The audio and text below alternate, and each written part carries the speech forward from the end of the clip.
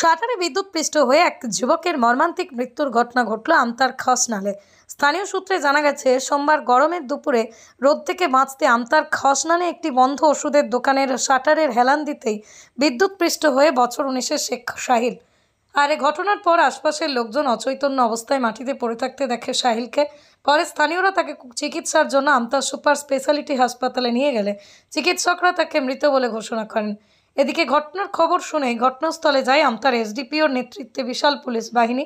পুলিশের প্রাথমিক অনুমান, এই দোকানের শাটারে বিদ্যুতের সুইচ বোর্ডে শর্ট সার্কিটের কারণেই হয়তো ঘটে থাকতে পারে এমন দুর্ঘটনা। তবে গোটা ঘটনার তদন্ত শুরু করেছে পুলিশ। এদিকে এলাকার তরতাজা ছেলের এহেন অকাল মৃত্যুতে গোটা এলাকায় নেমে এসেছে শোকের ছায়া। পাশাপাশি ওই দোকান মালিকের অসচেতনতার ফলেই এমন ঘটনা ঘটেছে বলেই দাবি জানায় স্থানীয়রা।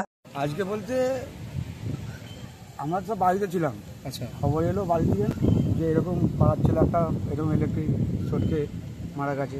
হ্যাঁ, এবারে এসে দেখছি সেই সত্যি ইলেকট্রিক শর্টকে মারা আছে, স্পট ডেটে পড়া আছে, পুরো শরীর পুরো একদম নীল হয়ে আছে। দেখলাম পিঠটাও দেখলাম, যেখানে হিলাম গিয়েছিল 8:30, ঠিক আছে, ও যে 8:30 যে লেগিয়েছে মানে কারেন্ট ইলেকট্রিক শর্টকে যে বেরোনোই গাড়ি করেছে।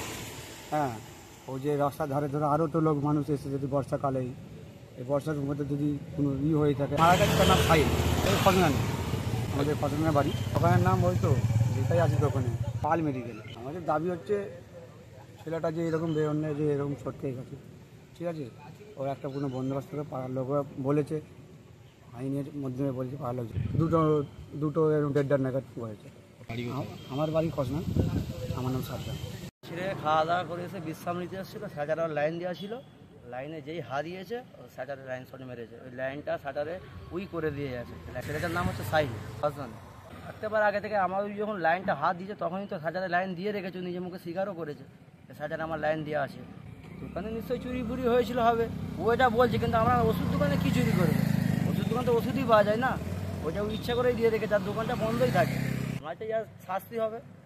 আজ না এই বাচ্চা ছেলেটা মরে যাচ্ছে, দুদিন বাদ আরও কেউ মরতে পারে। আর এই লাইনটা দিয়ে এখানে লাইনটা দোকানে এমন ওপেন রাস্তায় দোকানে লাইন দেওয়াটা ঠিক নয় না। আমার নাম শেখ মঈনুদ্দিন।